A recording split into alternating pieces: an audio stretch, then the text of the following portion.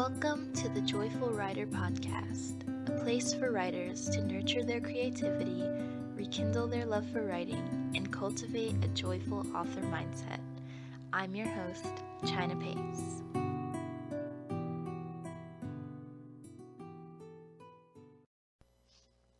Hello, writers. Thanks for tuning in to another episode of the Joyful Writer Podcast. Well, everyone, fall is officially upon us. Now, I don't know about you guys, but every time this time of year rolls around and the weather gets colder, I just feel this need to slow down, to live and do my work at an unhurried pace. Does anyone else feel this way? You know, it almost reminds me of how bears hibernate in the winter. I don't know, maybe there's something in our bodies as well, urging us to take it easy during the upcoming winter months. Or maybe it's just all the excitement around Halloween and Thanksgiving and Christmas, making us want to curl up and relax and drink hot chocolate all day. Whatever it is, it's got a tight grip on me.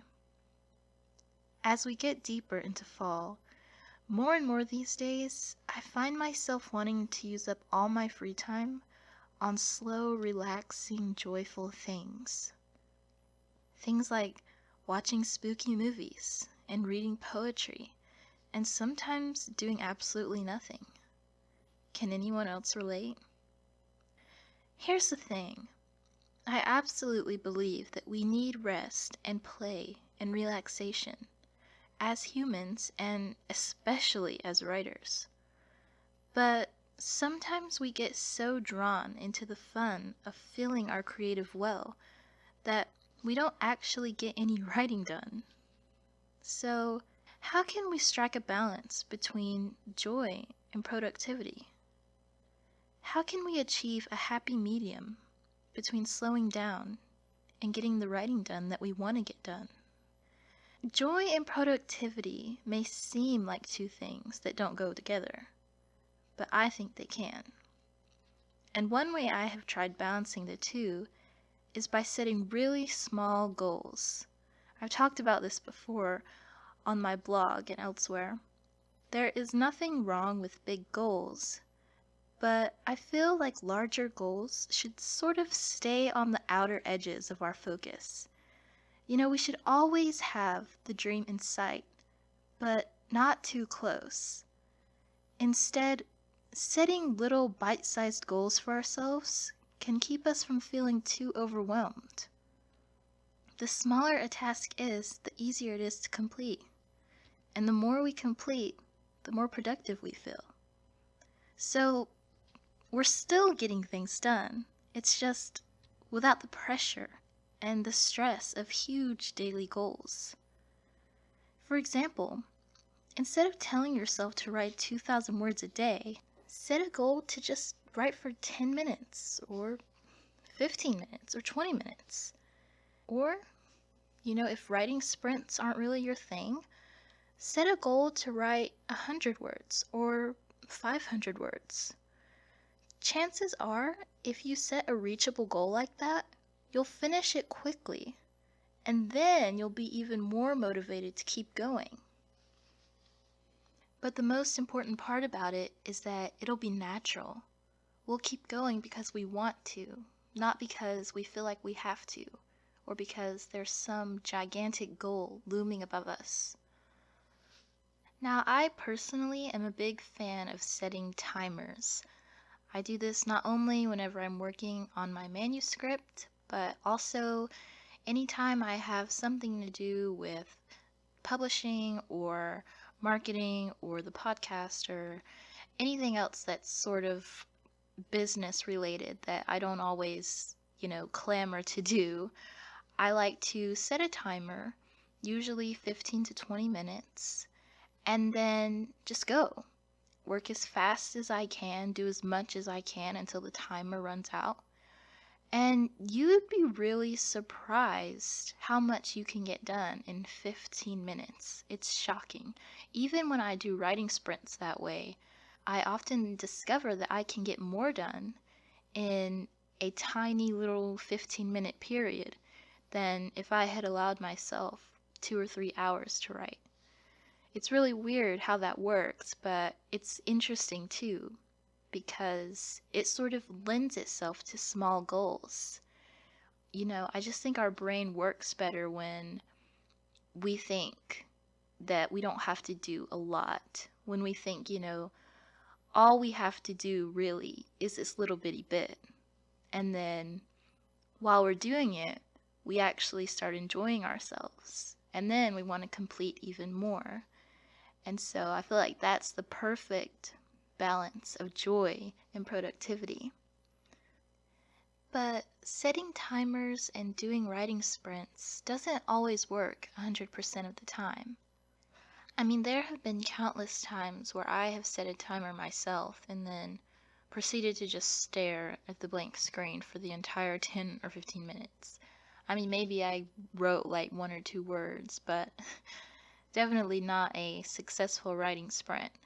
So those times do come when, saying, okay, I'm going to write for 15 minutes. I'm going to work until this timer goes off. Doesn't really work. Maybe we're extra tired or going through a bit of a writing slump, or just our brain is all mushy and we just can't think or work for the life of us. And when that happens, one way I've tried to sort of get back on track while also not pushing myself or losing my joy is to just try to incorporate the things I have to do, the things I need to do, or that I want to do but maybe don't feel like doing, like writing, and combine that with the things that I want to do, the really fun and relaxing things. And to give you a sort of personal example from my own life, I just recently had a writing slump. It wasn't too bad, it wasn't burnout, it was just I was feeling so unhappy with my work. I was criticizing my writing, putting myself down, just my mindset had shifted more into the negative and further away from the positive and the joyful and the kind. And so I was motivated to write, and I knew what I wanted to write. I knew the words I wanted to use. I knew the story I wanted to tell. But when I sat down, my mindset was just so full of self-doubt that I couldn't be productive for the life of me. And so what I did was I turned to one of my favorite authors. I've mentioned this before. My favorite author of all time is Ray Bradbury. I love his writing. I love just every part of who he was as a human being, as an author, as a storyteller. His books have inspired me as a reader and as a writer in numerous ways, and I could go on and on about him. So while I was going through this writing slump, I decided to read a bit of my favorite book of his, Something Wicked This Way Comes. It's my favorite book of his and probably of all time. So I read it a lot anytime I need some inspiration boosts or just familiarity when I don't really want to read something else, but I want to feel like I'm soaking up some good story. So I picked up that book and I read a bit of that, and then I turned to YouTube, which is sometimes a great resource for productivity and oftentimes not. But in this case it was, because I went and searched for some interviews done by Ray Bradbury. And I found a lot. I was really excited. I found a plethora of videos, interviews, and talks and documentaries, and I pretty much watched every single one of them. And when I got through, my fire had come back. I was ready to write. I was just so inspired and so motivated. it got me thinking, I wasn't writing. I wasn't setting a timer. I wasn't trying to write. In fact, I was doing the opposite. I was just, sitting in front of a screen. But the thing is, that's what I needed. That's what motivated me more than anything to come back to my work. And in a way, because I was watching videos related to writing and videos talking about writing and storytelling, it was almost like it was related to writing, like I was writing even though I wasn't, if that makes any sense. So that's what I mean when I say incorporate what's fun with what you have to do. For me, I always love watching videos on YouTube, and I love listening to music, and I love TV shows and books. So if you can incorporate any of that into your daily goals, then I think that's a great way to not only motivate yourself to get things done, but also to stay joyful while doing it. So to give you another example, let's say all you really want to do is just lay in bed and watch Halloween movies all day. I have been in that exact mood for about 2 weeks now. One thing you could do is go in bed, put your Halloween movie on, get all cozy, get popcorn or whatever snacks you want, and then bring your laptop along or your notebook along. And don't set any expectations for yourself. Just have the tools there if you want to write, if you feel inspired while you're watching this movie or this TV show. I think it's great to watch TV and movies because just like books, when we watch a movie or a show, we're absorbing story, and that can benefit us as writers.